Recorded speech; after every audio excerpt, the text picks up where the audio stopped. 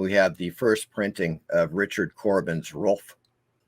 And the back cover, which I like a lot more, that is just such a sweet back cover by Richard Corbin. Classic Corbin. What a great story. And of course, the interior is all black and white. The panels tend to be kind of small.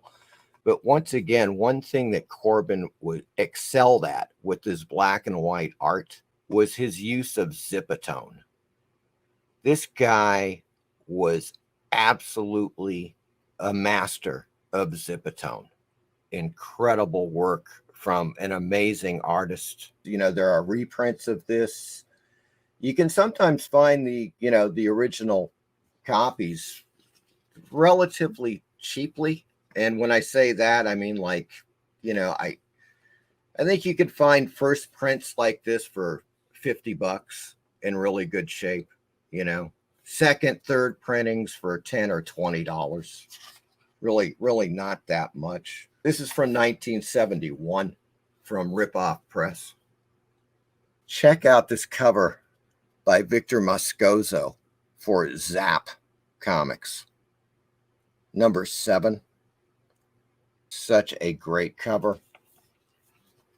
A wide variety of artists in this issue. I think, Crumb is in here with Mr. Natural.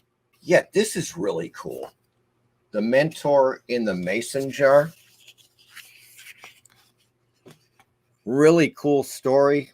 And you may recognize that art if there are any Robert Williams fans in the chat. This is a Robert Williams story. Death Rattle. Volume 2, number 1. Check out that freaking Corbin cover. That is just a beauty. Guess what era this is from? That should answer that question real quick. Killer Planet by Rand Holmes. Check out that art, folks. Rand Holmes was one of the greats in the underground comic biz. And he just did some amazing stories.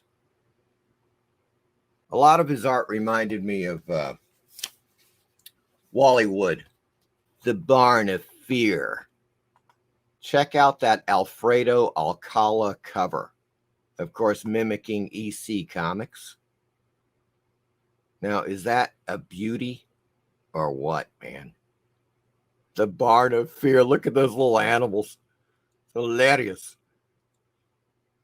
Like there's a little bunny rabbit gnawing on a bone from the farmer's leg or something, or arm. The rabbit people making out in the swamp, being menaced by some type of a swamp monster on the back. Pretty hilarious. Or a great one called Let's Play Chicken.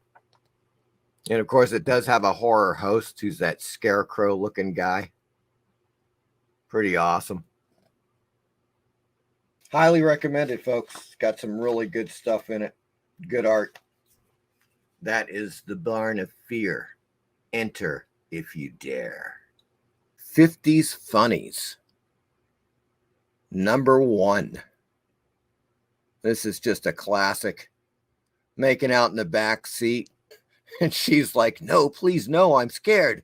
What if I get pregnant? And the guy's like, hey, no sweat. I'll pull out before I shoot.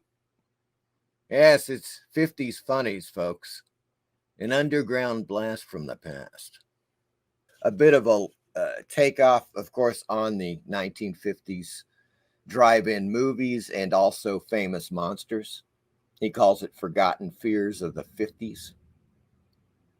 And just stunning freaking artwork in this particular issue. Well, this is Rick Veitch.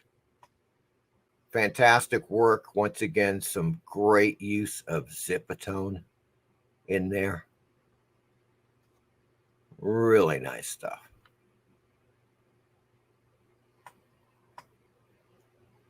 '50s Funnies, issue number 1. Let's see here. This was 1980. 1980. Look, and when we're talking about undergrounds, we got to go with Cherry Poptart. Obviously, there's no doubt about that. Issue number 12. It's postmodern neo-retro comics, folks. And Cherry is on the cover saying, "Are you nuts? I could never do that to a cute little gerbil." And the gerbil's saying, "Ah, come on, please." Desert Cherry. Right there, folks, for you. Yeah, this was Last Gasp Comics. I just recently showed them on a Lovecraft episode because, of course, they have Lovecraft stories in them. Highly recommended. If you are a Lovecraft fan, pick up issues 4 and 5 in particular are the ones you really want to get. I'll show you why. This is issue number 5 with an insane Rand Holmes cover. Absolutely fantastic art. It's all adult stuff and extremely, well, X. Let's just put it that way, folks. It's pretty much X-rated. But this has Richard Corbin's amazing adaptation of H.P. Lovecraft's The Rats in the Walls. One of the greatest Lovecraft adaptations I have ever seen to comic book form. You just have to appreciate Corbin's stunning work and his zip tone work. The guy, even at this point, this is early 70s, folks, he was an absolute master. There is no doubt about that. Highly recommended. These aren't that expensive. You can find them in good shape for around $10, $15. And of course, I've shown you this. You can still get this from Last Gasp, folks. This is Skull number 4. And this is the special all Lovecraft issue. This is something that if you love Lovecraft, like I love Lovecraft, this is an absolute must. Issue number 4. This is the first comic book ever devoted to H.P. Lovecraft. The first one. We're talking 1973 here, folks. It is an all Lovecraft issue. It is fantastic. And it features a great adaptation of Lovecraft's The Hound and some other stories. Pickman's Model is also in here. You can pick these up. Go to lastgasp.com. I think they still have copies of this for $10, believe it or not, and original printing. And last but not least, now this is kind of a strange one. It has a very underground feel to me. This is from the 90s, but it's called Brink of Disaster. Remember this series with Brink Stevens? This is the special San Diego edition.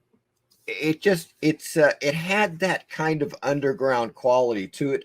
In my opinion, very well done. I love it. They have this whole story where they go to the San Diego Comic-Con, and hijinks ensue. So it's a hell of a comic book. Of course, Brink Stevens, ultra hot scream queen from back in the day. Of course, originally hooked up with Dave Stevens. He did a lot of his stuff, of course, using Brink Stevens as a model. So there we go. This is Brink of Disaster Special San Diego Edition.